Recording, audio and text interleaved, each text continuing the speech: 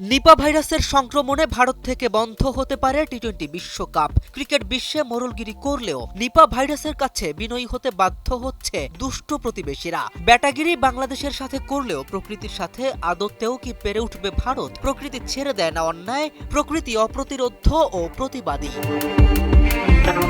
পশ্চিমবঙ্গ সহ ভারতের বেশ কিছু রাজ্যে ছড়িয়ে পড়ছে নিপা ভাইরাস। কলকাতা শহরে নিপা ভাইরাসের সংক্রমণ শুরু হয় আর ছড়িয়ে পড়তে থাকে বিভিন্ন শহরে। একজনের মৃত্যু সহ অন্তত শতাধিক রোগীকে রাখা হয়েছে কোয়ারেন্টাইনে। রোগীদের চিকিৎসা করতে গিয়ে আশঙ্কাজনক অবস্থায় হাসপাতালের এক নার্স।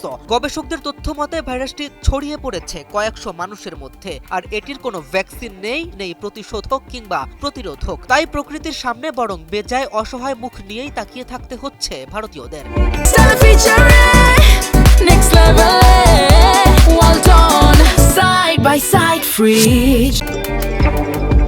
কোভিড-19 মতো অবস্থা যাতে না হয় তাই এশিয়ার বিভিন্ন দেশে তাদের এয়ারপোর্টে সতর্কতা জারি করেছে, যেন ভারত থেকে যাওয়া যাত্রীদের মাধ্যমে ছড়িয়ে না পড়ে এই ভাইরাস। আর এ অবস্থায় এত জনসংযোগপূর্ণ আয়োজন টি-20 বিশ্বকাপ দেশটিতে আয়োজন করা নিয়ে প্রশ্ন তুলছে পাকিস্তান। গণমাধ্যম কিংবা সামাজিক যোগাযোগ মাধ্যম সহ সব জায়গাতেই এ নিয়ে উদ্বেগ। শুধু ভারতীয়রাই নয়, বিশ্বের বিভিন্ন দেশ থেকে খেলতে এবং খেলা দেখতে ভারতে যাওয়া প্রতিটি মানুষই যেন নিপা ভাইরাসের ঝুঁকিতে।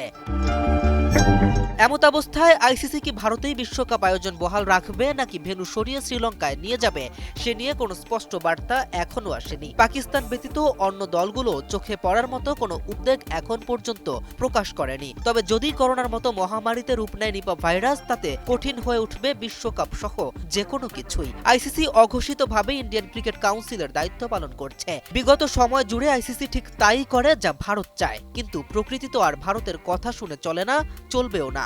এখন দেখার বিষয় প্রকৃতির বিপক্ষে লড়াইয়ে কতটা পেরে ওঠে ভারত ও আইসিসি জোট।